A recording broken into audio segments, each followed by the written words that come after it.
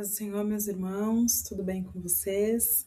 Estamos aqui no nosso momento de glória. Hoje eu farei um momento de glória especial, Escola Bíblica Dominical. É um assunto muito maravilhoso.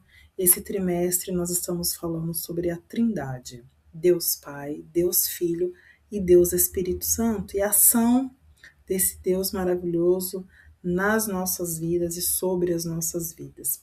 Aqui é a nossa revistinha da Escola Bíblica Dominical.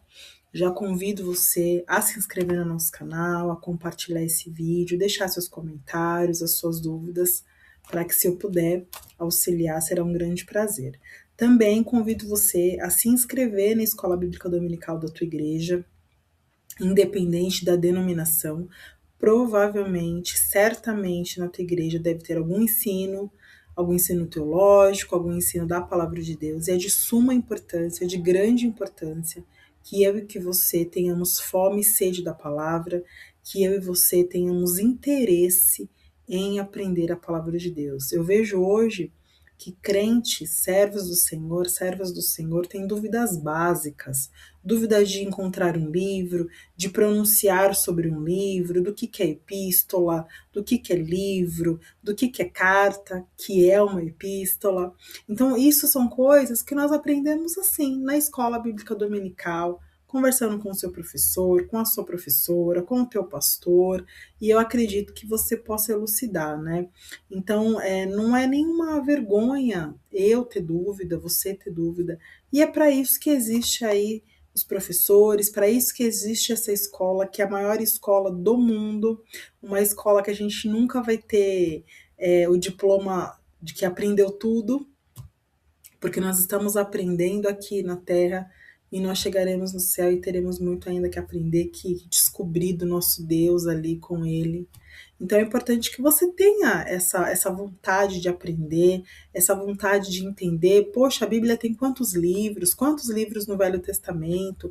Quantos livros no Novo Testamento? Quem escreveu? Todos os livros têm um autor, né? Obviamente que foi tudo ali inspirado pelo Espírito Santo, mas quem foi que escreveu os 5 primeiros livros da Bíblia, o Pentateuco? Existe a Bíblia hebraica, existe a Bíblia com livros a mais, com livros apócrifos. O que são livros apócrifos? Então, assim, é importante que nós todos tenhamos esse entendimento, né? A palavra de Deus, ali, a Bíblia protestante, que é a que nós, crentes, utilizamos, ela tem 66 livros, mas existe outras denominações ali ainda cristãs que têm 73 livros, porque tem os livros apócrifos que nós não consideramos livros inspirados pelo Espírito Santo, que tem contradições. Então, assim, tudo isso, meus irmãos, é algo que eu tenho que saber, algo que você tem que saber, que faz parte da nossa vida. Né, eu vejo, às vezes, um irmão trocando algumas coisas, colocando algumas coisas que não tem, e isso, como eu disse a vocês, né, todos nós estamos aprendendo, mas às vezes você tem aí uma pouca dedicação, né, em ter o conhecimento teológico, né, na tua Bíblia tem algumas coisas simples, né, que você talvez nunca se atentou antes de você começar a ler um livro. Os livros que têm autores, está escrito, quando é uma epístola, né, as epístolas a gente tem no Novo Testamento, né, a maioria delas escrita pelo apóstolo Paulo, que são cartas para pessoas, são cartas para cidades, né, voltadas ali à igreja que estava sendo moldada ainda, a igreja primitiva estava sendo ensinada. Então, Paulo escrevia as cartas, primeira, né, epístola de Paulo a Roma, os romanos, epístola de Paulo a Filipenses, epístola de Paulo. Então, a gente tem outros apóstolos que também, né, Pedro, Judas, que também são epístolas, que são cartas, né? No Velho Testamento a gente não tem isso. Dentro do Velho Testamento a gente tem livros históricos que falavam ali da monarquia, que falou da história do povo, né, dos reis, dos juízes.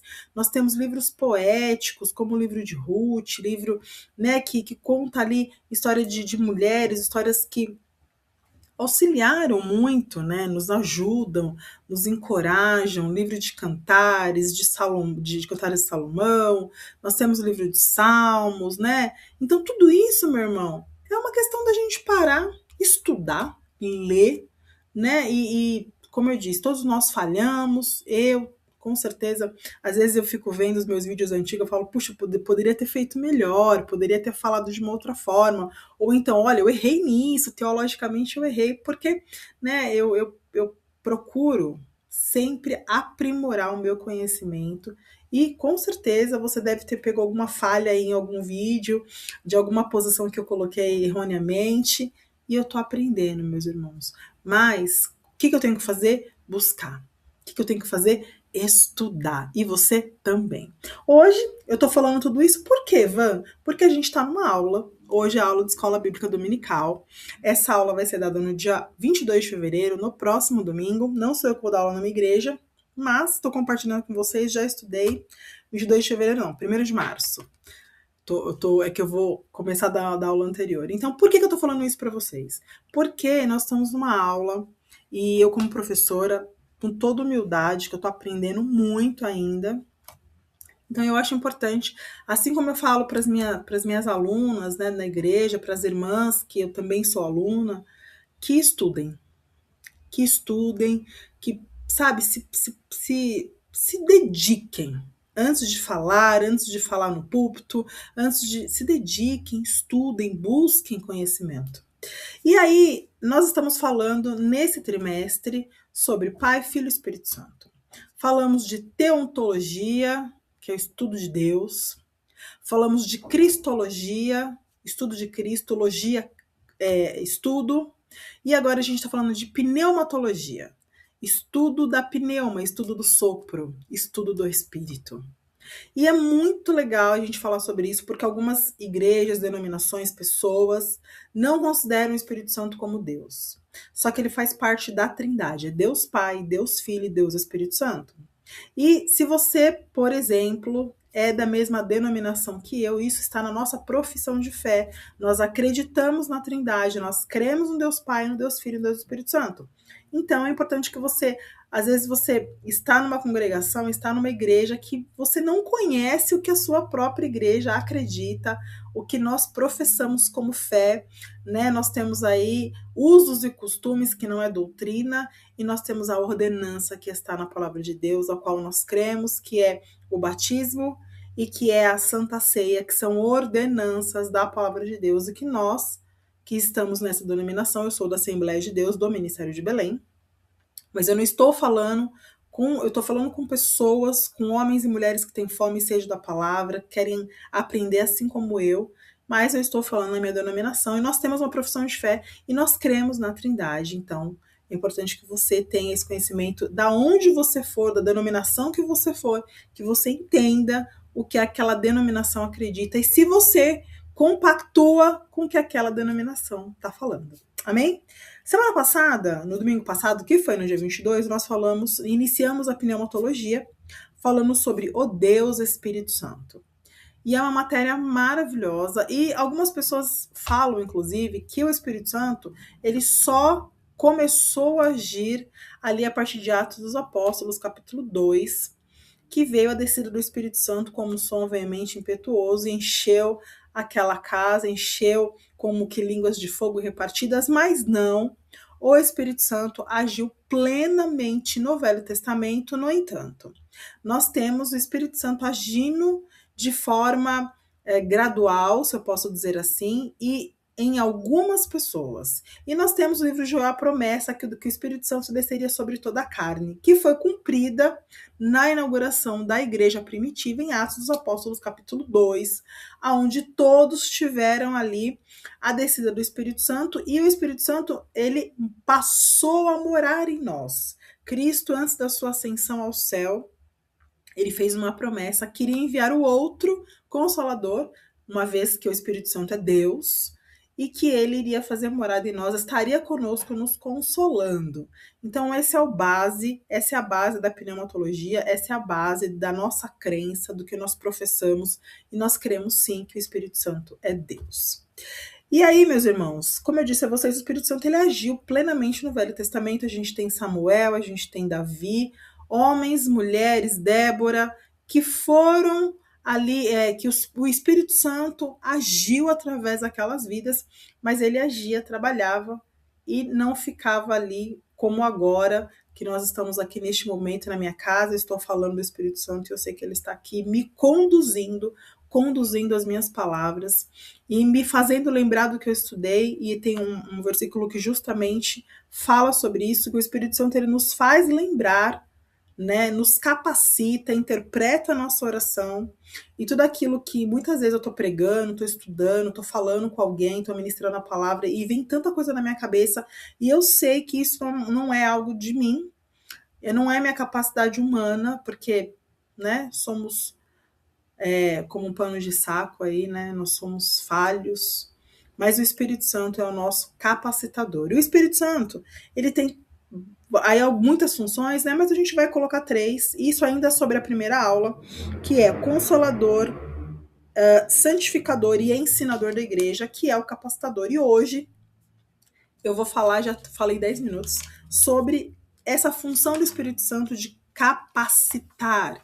Ele é o capacitador, o regenerador da igreja. E aqui na lição do dia 1º de março, ele está falando Espírito Santo, o regenerador. Eu fui buscar exatamente no dicionário o que está escrito a palavra regenerador. E é interessante, regenerar é voltar ao estado original, melhorado. Então a gente começa a imaginar que o Espírito Santo, ele vai, pega um pecador, uma pessoa falha como eu e você, e nos regenera. E aí a gente fala de convencimento. O Espírito Santo não é uma força que ele vai agindo sobrenaturalmente. Algumas pessoas falam, você tem uma energia. Não, o Espírito Santo não é uma energia, ele é uma pessoa e ele fala conosco, ele nos conduz. E aqui a gente está falando sobre o Espírito Santo regenerador. No textuário da lição número 9 está escrito: Jesus respondeu e disse, na verdade, te digo que aquele que não nascer de novo não pode ver o reino de Deus. A verdade prática está escrito: regeneração é a transformação operada pelo Espírito Santo, pela qual o pecador se torna uma nova criatura. Como eu disse para vocês, a palavra regeneração, ela tem como descrição voltar ao estado original melhorado. E aí eu fiquei pensando, matutando aqui, pensando sobre isso, quando houve o pecado de Adão e Eva lá no Éden. O Senhor os colocou lá para que pudessem ali dominar sobre todas as coisas, para que pudessem ali conviver e procriar e fazer tudo aquilo que o Senhor tinha projetado. E ali eles pecaram, foram retirados do jardim. E quando a gente fala do Espírito Santo, que ele vem como regenerador para nos colocar no estado de volta ao estado original, a gente pensa que eu já consigo remeter ao Éden, eu consigo remeter ao começo de tudo. Olha como que é maravilhoso essa palavra regeneração. Quando a gente fala do Espírito Santo também, a gente tem na teologia uma nomenclatura chamada Ordem Salutis, que é o que acontece com aquele que se converte. A palavra conversão, ela significa mudança de direção. Então eu sempre falo isso com o pessoal na igreja, que quando a gente vai tirar a habilitação, a gente faz o CFC, nós somos obrigados ali a estudar sobre tudo isso, inclusive sobre a conversão. Quando você está numa via, quando você tem ali um local que você vai convergir, que você vai mudar o caminho, e é justamente por isso. E olha só a ação do Espírito Santo. Porque o Espírito Santo, ele nos conduz nessa mudança de direção. Nós estávamos num caminho, e através do Espírito Santo que nos convence, nós mudamos de direção. E aí, falando sobre a Ordem Salutis, eu vou citar para vocês aqui, deixei ela preparada, que é algo que eu gosto bastante de falar, e nós vamos entender o processo dessa conversão, porque às vezes a gente está na igreja, a gente se converte, ou nasceu na igreja mesmo, né? Não que a igreja é uma maternidade, mas a gente, né, é crente desde pequeno. Mas, meus irmãos, é um processo, independente de você estar há muitos anos, há poucos anos. Às vezes você que fica pensando, há quanto tempo você está na igreja e faz as mesmas coisas? Ou então você está na igreja e você falhou, o inimigo vem te atacar, vem falar que você pecou, que você errou. Então é importante a gente entender esse processo. A Ordem Salutis, ela tem 9 pontos, vamos dizer assim. A eleição, O chamado de Deus, a regeneração, a conversão, a justificação, a adoção, santificação, perseverança e glorificação. Ela aqui é uma visão da reforma clássica. E aí, olha que interessante. Nós somos convertidos porque a gente se arrepende, a gente tem a fé, se arrepende e nós somos justificados por Cristo. E aí vem a adoção, que nós entendemos que nós somos filhos adotados de Deus. E aí vem o processo de santificação. Esse processo de santificação é onde é uma ação 100% do Espírito Santo. Não é por obras, não é porque você é bom, porque você não é bom, é o Espírito Santo trabalhando na tua vida. Olha que interessante. Essa palavra aqui do texto áureo, que está no livro de João, capítulo 3, versículo 3, é uma conversa entre Jesus e Nicodemos. Nicodemos, membro do Sinédrio, pede para conversar com Cristo à noite. Por quê? Será que ele tinha medo, vergonha que alguém o visse com o mestre? Mas ele tinha um desejo de entender mais, de conhecer mais Jesus. E ele pergunta ao mestre, conversando com o mestre, e o mestre fala para ele, é necessário nascer de novo. E ele fala, mas mestre, pode um homem velho voltar ao ventre de sua mãe? E aí Jesus fala, não, tem que nascer da água e do Espírito. O que Jesus quis dizer? A água, a gente sabe que é o batismo. Mas o que é nascer do Espírito? Afinal, o que é nascer do Espírito? É você permitir a regeneração através do Espírito Santo. Livro de Zacarias, capítulo 4, versículo 6, diz assim. Prosseguiu ele em dizer, e disse, esta é a palavra do Senhor a Zorobabel. Não por força, nem por violência, ou por poder, mas pelo meu Espírito, diz o Senhor dos Exércitos. Meus irmãos, às vezes a gente acha porque a gente é bonzinho, porque o próprio Jesus disse, bom é Deus. Mas está escrito aqui no livro de Zacarias, do profeta Zacarias, que não é nem por força, nem por violência, mas é pelo Espírito. Isto é, nós estamos no processo de santificação. E essa santificação vem através de Cristo. Na semana passada, eu conversei com as meninas e é algo muito interessante e eu vou ter que encerrar a aula sem começar. Eu vou ter que fazer a aula 2. Que às vezes a gente fala da questão da descida do Espírito Santo em Atos dos Apóstolos 1:8. E a gente fala da questão de falar em línguas ou não falar em línguas. E nós temos duas questões. Primeiro, quando a gente aceita Jesus, quando a gente crê, quando nós cremos, nós temos o selo do Espírito Santo. Quando nós falamos em línguas estranhas, nós somos fortificados, fortalecidos, nós transbordamos de presença. Mas o fruto do Espírito, ele é a ação do Espírito Santo e a manifestação da conversão. Vano, entendi. Quando eu sou convertida, quando eu permito que o Espírito Santo trabalhe em mim, eu tenho fruto do Espírito. E é a demonstração, até pública, que Deus está agindo na minha vida e que eu estou mudando. A gente está falando que quando nós somos convertidos, nós somos regenerados. E a regeneração não é apenas por fora. Eu usava uma roupa tal, agora eu uso outra. Eu tinha um cabelo assim, agora eu tenho um cabelo assado. Eu falava palavrão, agora eu não falo mais. Eu ouvia música horrível de pornografia, de prostituição, que é amante, porque as músicas agora só falam sobre isso, e que é amante, que é amante, que é amante. Agora eu não ouço mais, ouço louvor e adoração, que também algumas coisas só o Senhor. Não é só isso. Quando a gente fala de regeneração, é algo lá dentro, que Deus está, novamente, voltando ao estado original, melhorado. Olha o que diz aqui. O Espírito Santo, ele está cumprindo uma obra trinitária. O que é uma obra trinitária? Do Pai, do Filho e do Espírito Santo. Aqui está escrito: um novo nascimento está intimamente ligado à conversão. No milagre do novo nascimento, há fé e arrependimento. Meus irmãos, eu já falei para vocês que existe uma grande diferença entre arrependimento e remorso.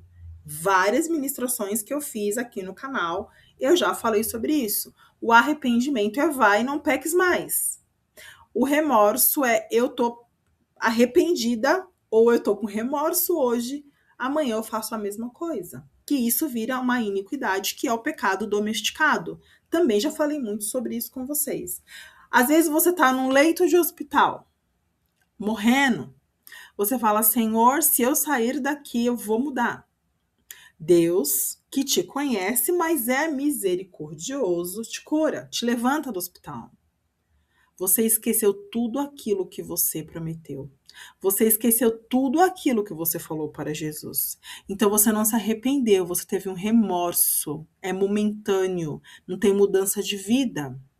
E isso não é conversão.